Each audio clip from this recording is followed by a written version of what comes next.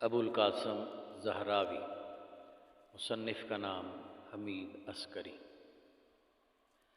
ابو القاسم خلف بن عباس زہراوی اندلس کے مشہور مسلمان سائنسدان تھے۔ اسپین کے مشہور حکمران عبد الرحمن الناصر نے ملکہ زہرا کے نام سے قرطبہ سے 4 میل دور قصر زہرا ایک محل بنوایا۔ آہستہ آہستہ اس محل کے گرد ایک شہر آباد ہو گیا۔ اسی شہر الزہرا میں ابو القاسم پیدا ہوئے اور الزہراوی کہلائے۔ زہراوی کے آباء و اجداد اندلس کے رہنے والے تھے۔ زہراوی 936 میں حکمران عبد الرحمن کے زمانے میں پیدا ہوئے۔ اس زمانے میں اندلس کا دارالحکومت قرطبہ اوج پر تھا۔ قرطبہ کے 10 لاکھ باشندوں کے لیے 3800 مساجد، 60,000 عمارتیں، 2 لاکھ مکانات، 8000 دکانیں، 700 حمام، 50 سرکاری ہسپتال اور شاہی لائبریری میں 2 لاکھ سے زیادہ کتابیں تھیں۔ قرطبہ یونیورسٹی، جو اس وقت مغرب کی عظیم یونیورسٹی تھی، جہاں علماء کرام اپنے اپنے کام میں مصروف رہتے تھے، اسی علمی ماحول میں زہراوی نے اپنا بچپن اور جوانی گزاری۔ زہراوی نے اس ماحول سے پورا فائدہ اٹھایا اور طب میں مہارت حاصل کی۔ تعلیم مکمل کرنے کے بعد قرطبہ کے شاہی شفا خانے سے عملی تحقیق کا آغاز کیا اور تھوڑے ہی عرصے میں جدید علم الجراحت کا موجد اور اپنے دور کا عظیم سرجن بن گیا۔ آج کل علم العلاج کے 2 طریقے، علاج بالدوا اور علاج بالجراحت ہیں۔ علاج بالدوا کو دیسی طب کا چربا، جبکہ سرجری کو مغربی طریقہ علاج سمجھا جاتا ہے۔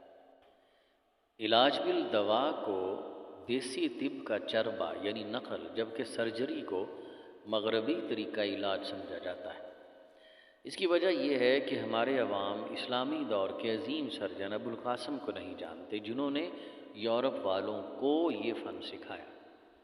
ابو القاسم نے آپریشن میں جو نئی راہیں دریافت کیں اور جو نئے آلات بنوائے، ان کی تفصیل اپنی کتاب تصریف میں اکٹھی کر دی۔ یہ کتاب صدیوں تک یورپ کی درسگاہوں میں پڑھائی جانے والی سرجری کی واحد کتاب رہی ہے۔ اس کتاب میں طب اور جراحت دونوں کی تفصیل ہے۔ اس سے پہلے طب پر اور بھی معیاری کتب تھی، لیکن علم جراحت پر یہ پہلی اور مفصل کتاب ہے۔ کتاب کے 3 حصے ہیں۔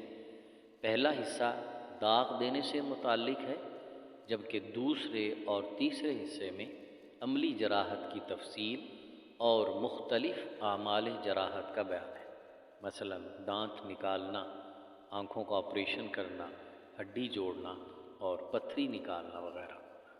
مختصر یہ کہ 90% عمل جراحت کی تفصیل اور اس کے آلات کی تشریح اس کتاب میں تصاویر کے ذریعے کی گئی ہے۔ ہر آلے کی ساخت اور استعمال کا طریقہ بھی تصویر کی مدد سے سمجھایا گیا۔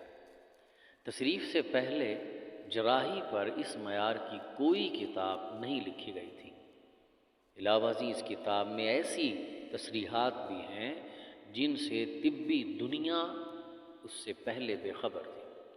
زہراوی کا طرز بیان عام فہم اور زبان سادہ ہے۔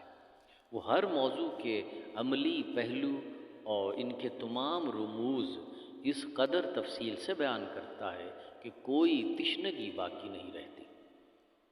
اہل مغرب نے ابو القاسم کے کئی نام رکھے، جیسے ابو القاسس، البیوقاسس اور الزہویس۔ 18ویں صدی تک تمام مغربی مصنفین نے اپنی کتب میں ابو القاسم کی فنی قابلیت کو تسلیم کیا ہے اور اپنی کتب میں تصریف کے حوالے بھی دیے، جبکہ بعض نے صاف اعتراف کیا کہ زہراوی کامل استاد ہے اور اہل یورپ نے ان سے بہت کچھ سیکھا ہے۔ زہراوی کی کتاب تصریف صدیوں تک یورپ کی درسگاہوں میں شامل نصاب رہی۔